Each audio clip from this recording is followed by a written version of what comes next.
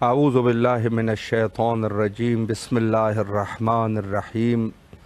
इमाम हुसैन अलैहिस्सलाम 4 international TV करबलाए मुक़द्दसा से इस वक्त आप प्रोग्राम मारिफत मुंतज़र अजल्लाहु ताला फ़रजहु शरीफ मुलाहिज़ा फरमा रहे हैं। हमारी गुफ्तगू का सिलसिला रजअत हज़रत इमाम ज़माना अजल्लाहु ताला फ़रजहु शरीफ है, यानी जब इमाम ज़हूर फरमाएंगे तो इमाम की आवान और अंसार और कुछ एक ऐसा गिरोह भी होगा कि जो ज़ाहिरन कुफ़ार मुशरिकीन होंगे वो भी रजअत करेंगे।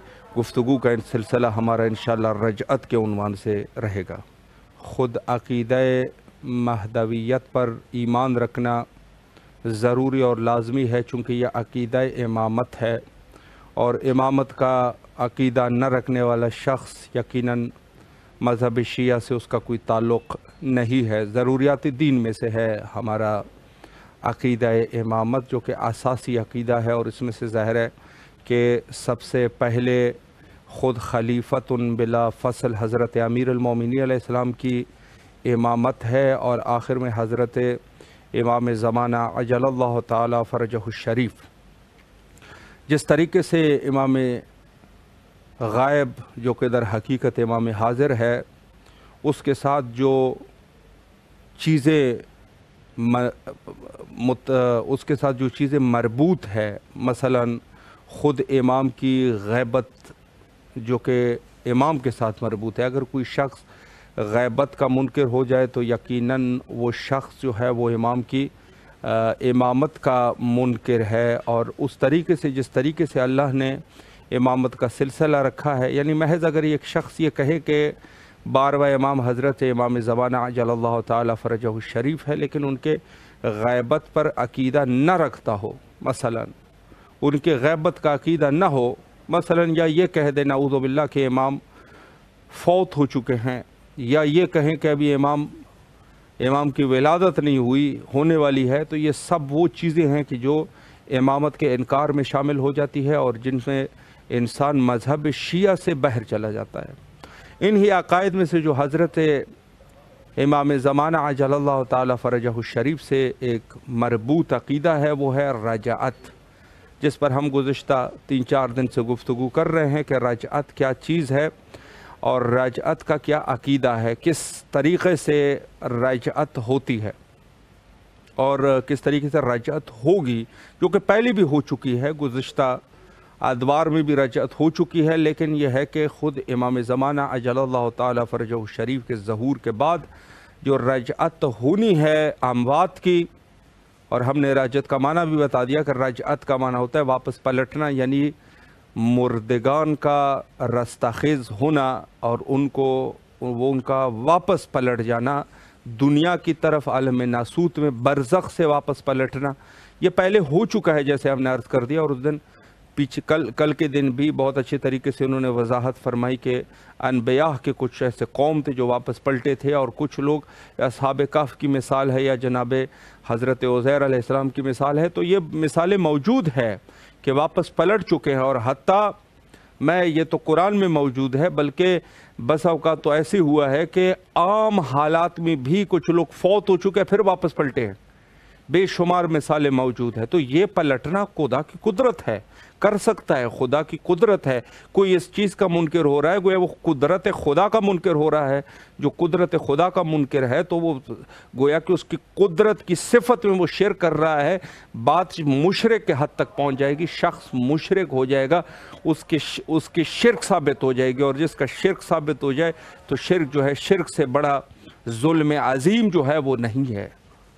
बस ये आपके जहन में होना चाहिए कि गोया के अगर कोई रजअत का इस उन्वान से मुनकर हो रहा है कि ये हो नहीं सकता, कैसे मुमकिन है, तो गोया वो कुदरत खुदा यानी सिफ़ात बिल्लाह में शिरक कर रहा है। जो शिरक कर रहा है वो मुशरिक है, जो अल्लाह की सिफ़ात में शिरक है, चूँकि एक ज़ात में शिरक है, एक सिफ़ात में शिरक है।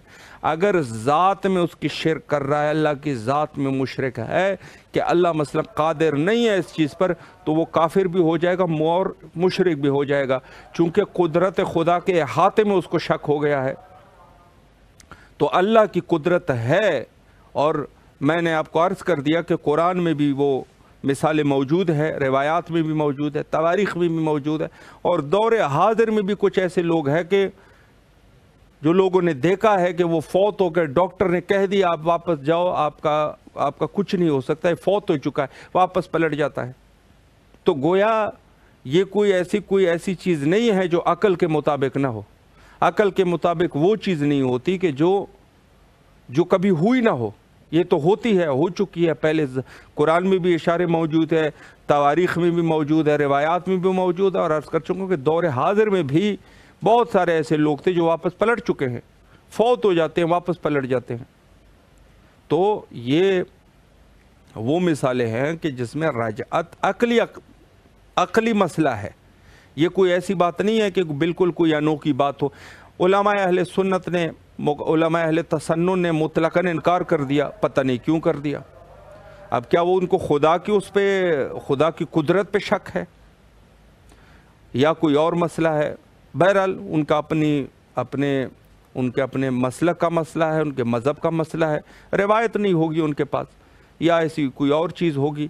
لیکن یہ ہے کہ ہمارے پاس مذہب اہل بیت علیہ السلام میں بحث رجعت اسی طریقے سے لازم اور ضروری ہے کہ جس طریقے سے ایک شخص غیبت امام پر جو اعتقاد رکھنا ضروری ہے، اسی طریقے سے رجعت پر اعتقاد رکھنا ضروری اور لازمی ہے۔ اگر اس سے بندہ اس کا منکر ہو جائے، مثلا خدا نخواستہ، تو یہ شخص جو ہے اس کی وہ زمرہ اہل بیت سے لیس منا، کوئی روایت موجود ہے اگر کوئی رجعت کا منکر ہے وہ ہم میں سے نہیں ہے، ہم میں سے نہیں ہے یعنی ہماری لطف کی نظر اس کے اوپر نہیں ہے، وہ شیعہ نہیں ہے، یہ کہا جا سکتا ہے، یعنی وہ ہمارے شیعوں میں سے نہیں ہے جو شخص رجعت کا منکر ہو جائے۔ دیکھیں ایک واضح حقیقت میں آپ کی خدمت میں عرض کروں، ایک ہے واضح حقیقت۔ دیکھیں ہم لوگوں نے بسا اوقات یہ کہہ دیا کہ محب ہے ہم اہل بیت کے، شیعہ نہیں ہو سکتے۔ دیکھیں ایک تو یہ ہے کہ اصطلاحی شیعہ ہے، ایک ہے لغوی شیعہ۔ میں آپ کی خدمت میں عرض کروں کہ شیعہ جو ہونا چاہیے تو بڑی مشکل بات ہے، لیکن اس میں کوئی شک نہیں ہے کہ یہ جو لوگ ہیں یہ بھی شیعہ ہے۔ اس کی وجہ کیا ہے میرے خیال میں؟ چونکہ یہ فقہ اہل بیت علیہ السلام پر عمل کرتے ہیں۔ نماز کو کیا یہ ہاتھ باندھ کے پڑھتے ہیں؟ نہیں۔ کیا یہ بعد از سورہ الحمد آمین کہتے ہیں؟ ابو حنیفہ کے فتوے کے مطابق نہیں کہتے۔ تو گویا یہ ہے کہ شیعہ ہے یہ لوگ، اس میں شک نہیں ہے، چونکہ یہ فقہ پر عمل کرنے والے لوگ ہیں۔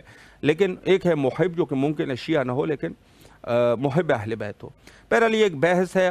آج کے ہمارے معزز مہمان حجت الاسلام المسلمین عالی جناب عزت مآب سید انتظار مہدی عابدی صاحب قبلہ ہمارے ساتھ محو گفتگو رہیں گے، اور خوشبختانہ ہمارا رابطہ بھی قبلہ کے ساتھ قائم ہو چکا ہے۔ السلام علیکم ورحمۃ اللہ وبرکاتہ۔ علیکم السلام ورحمۃ اللہ وبرکاتہ۔ قبلہ خیریت سے انشاءاللہ، طبیعت مزاج بخیر ہے؟ اللہ کا شکر ہے، الحمدللہ، خدا کا احسان ہے۔ آپ کیسے خیریت سے ہیں؟ الحمدللہ، قبلہ آپ کی دعائیں ہیں۔ سب سے پہلے تو ایام اعزاء کی مناسبت سے آپ کی خدمت میں تسلیت اور تعزیت عرض کرتے ہیں، اور نہایت تہ دل سے آپ کے ممنون اور مشکور ہے کہ آپ نے ہمیں وقت دیا اور خدمت کا یہ موقع ہمیں فراہم فرمایا۔ خدا آپ لوگ کا بھی اس ایام اعزاء کی تسلیت پیش کرتا ہوں، اور اپنے وقت کی خدمت میں بھی اللہ آپ کو سلامت رکھے۔ قبلہ میں وقت کو ضائع کیے بغیر گفتگو کا سلسلہ، چونکہ کئی دن سے ہماری گفتگو رجعت کے عنوان سے ہو رہی ہے، تو آج بھی انشاءاللہ اسی چیز پر گفتگو کریں گے۔ پہلا سوال قبلہ میرا یہ ہے کہ خود عقیدہ رجعت کیا ہے، اس پر اگر وضاحت فرمائیں۔ بسم اللہ۔ بسم اللہ الرحمن الرحیم، الحمدللہ رب العالمین و بنستعین و خیر المعین و لعنت اللہ علی داعیہم اجمعین۔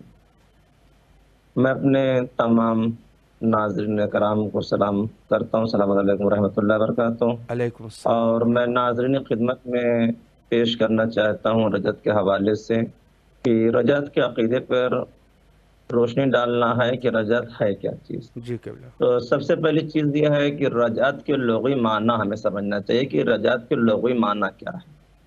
رجعت کا لغوی معنی ہے، لفظ رجعت مصدر ہے جو مادہ ر جیم عین سے مشتق ہے، اور اس کے لغوی معنی بازگشت کے ہیں، یعنی لوٹنے اور پلٹنے کے ہیں۔ جی اصطلاحی معنی ہے رجعت کا ہے کہ خداوند متعال ظہور امام مہدی عجل اللہ فرجہ شریف کے وقت آپ کے بعض شیعوں کو زندہ کرے گا اللہ، اور دنیا میں پلٹا دے گا جی تاکہ امام علیہ السلام کی مدد کریں اور بے شک، امام کی حکومت کا مشاہدہ کرنے کی سعادت پائیں، اور امام مہدی علیہ السلام عجل اللہ فرجہ شریف کے ظہور کے بعد اور قیامت سے پہلے خالص مومنین کا ایک گروہ اور کفار جی جو بہت شرکش اور شریر لوگ کا ایک گروہ ہے اسے دنیا میں لوٹایا جائے گا۔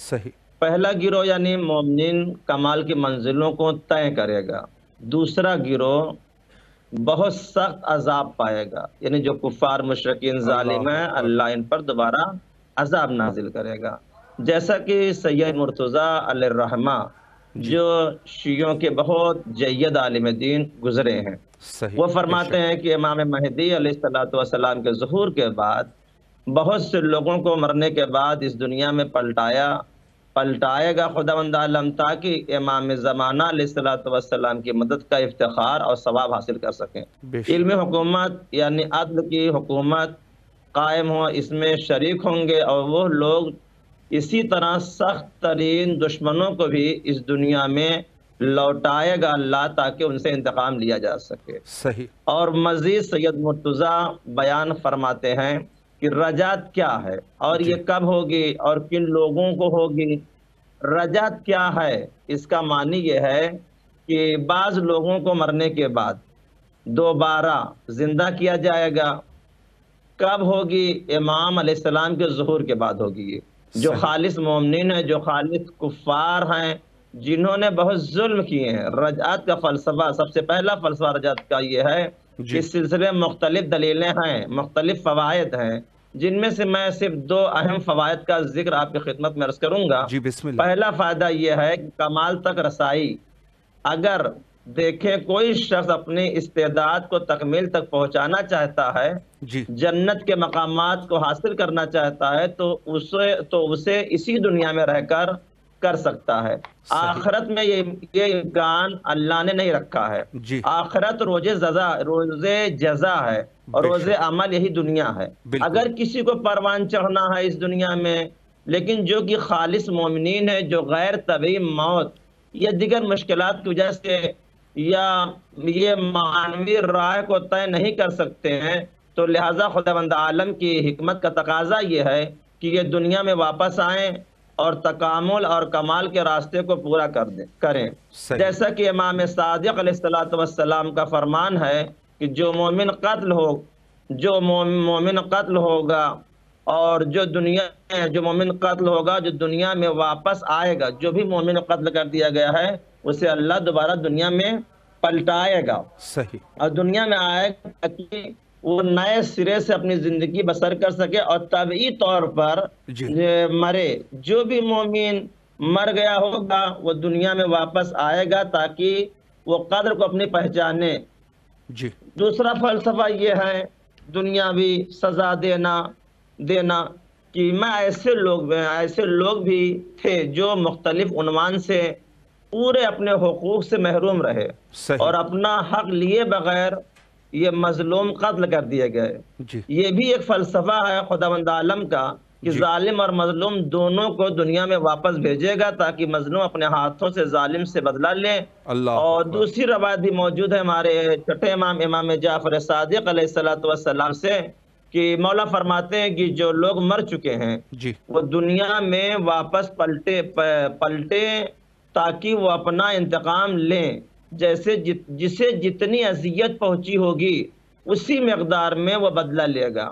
خون کا بدلہ خون لے گا، قصاص کا بدلہ قصاص ہوگا۔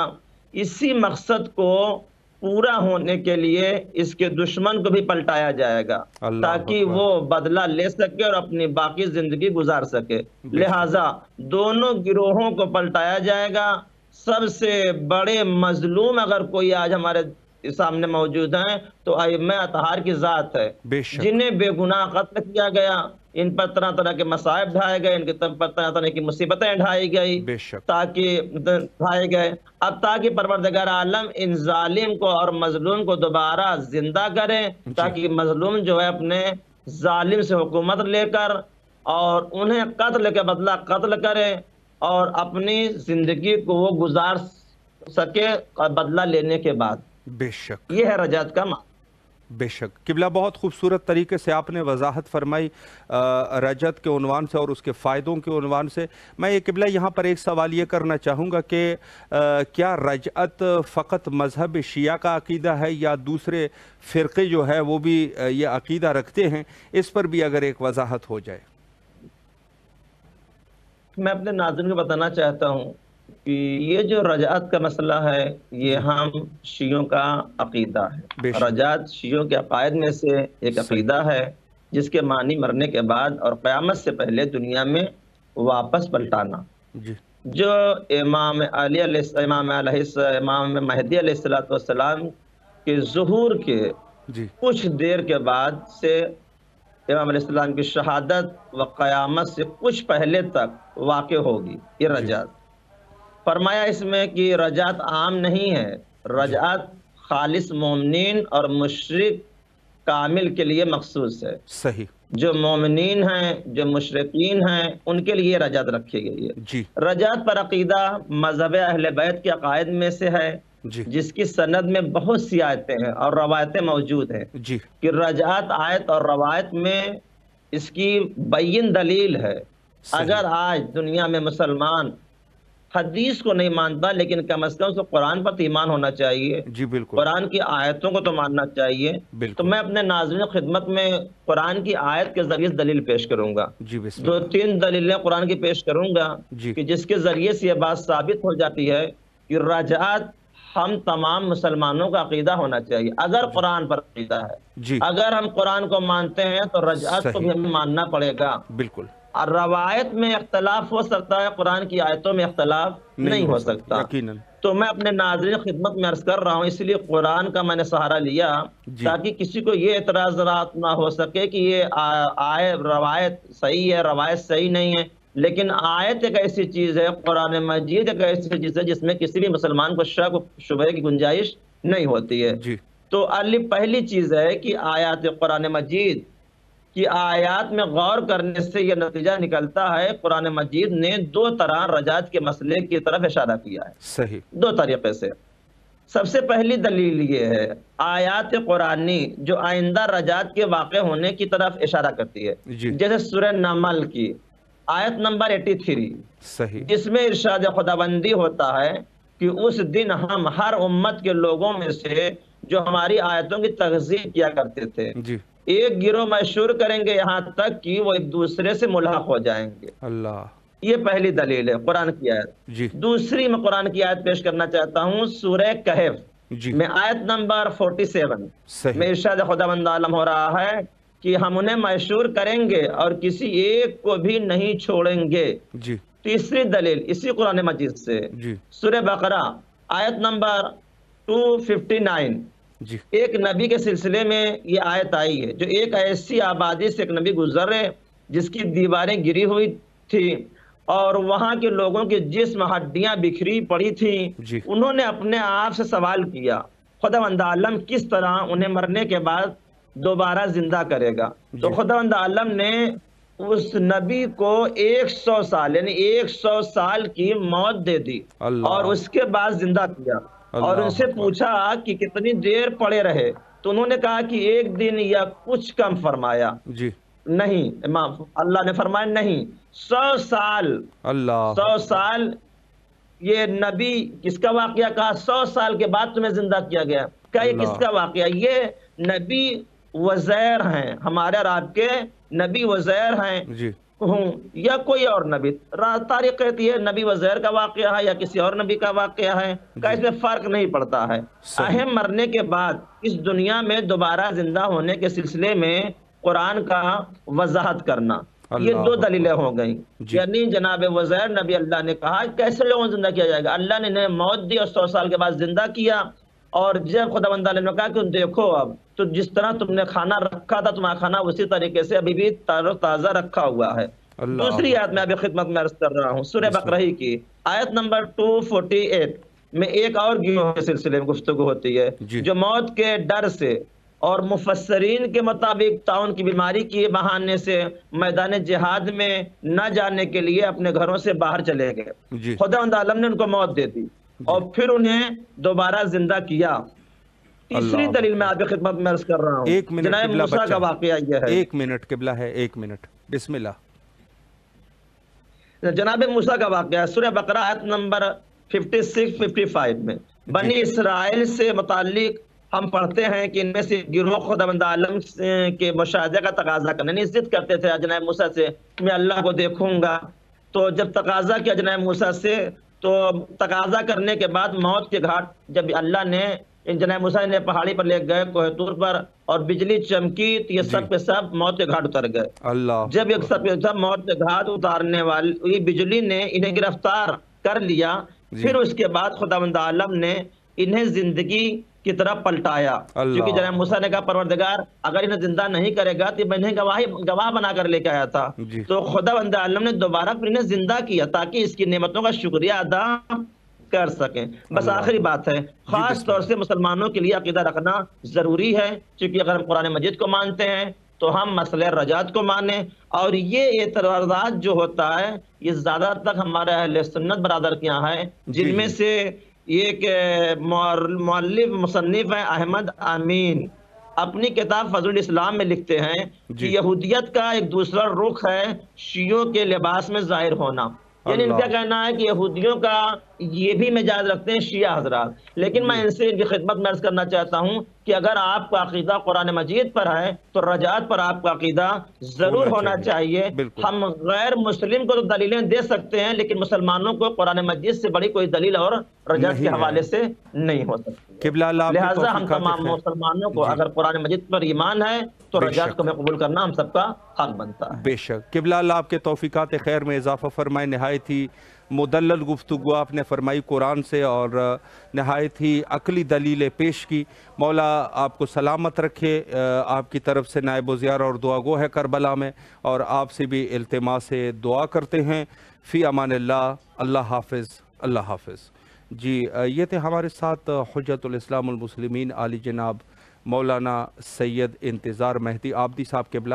بہت اچھی گفتگو فرما رہے تھے، اور رجعت کے عنوان سے انہوں نے قرآن سے کچھ دلیلیں پیش کی، اور اس کا مقصد یہی ہے کہ خود امام رضا علیہ السلام کی وہ حدیث کہ رجعت کوئی ایسی چیز نہیں ہے کہ جو عقل کے منافی ہو، بلکہ ہم سے پہلے بھی رجعت کا سلسلہ رہا۔ گویا یہ ثابت کرنا چاہتے تھے اللہ کے رجعت جب ہوگی امام کی تو اسے پہلے بھی میں رجعت کر رہا ہوں، اور قرآن میں بھی اس کا تذکرہ فرمایا جو کہ بالکل واضح اور اشکار ہے۔ تو یہ اس دور میں اگر کوئی چیز ہو سکتی ہے تو اس دور میں بھی کوئی ایسی بات نہیں ہے کہ اللہ اس ٹائم قادر تھا اور ابھی نعوذ باللہ من ذالک کوئی کہے کہ قادر نہیں ہے۔ تو یہ غلطی ہے، عقل کی غلطی ہے، علم کی کمی ہے، جہالت ہے، تعصب ہے۔ اس کو آپ جو نام بھی دے سکتے ہیں وہ دے سکتے ہیں کہ جو بھی رجعت کا منکر ہو جائے۔ اللہ ہمیں دین اور دنیا میں کامیاب فرمائے، اور اہل بیت علیہ السلام کی محبت کو ہمارے دلوں میں محفوظ فرمائے، اور ہمیں ایمان کامل کے ساتھ اس دنیا سے روانہ کر دے۔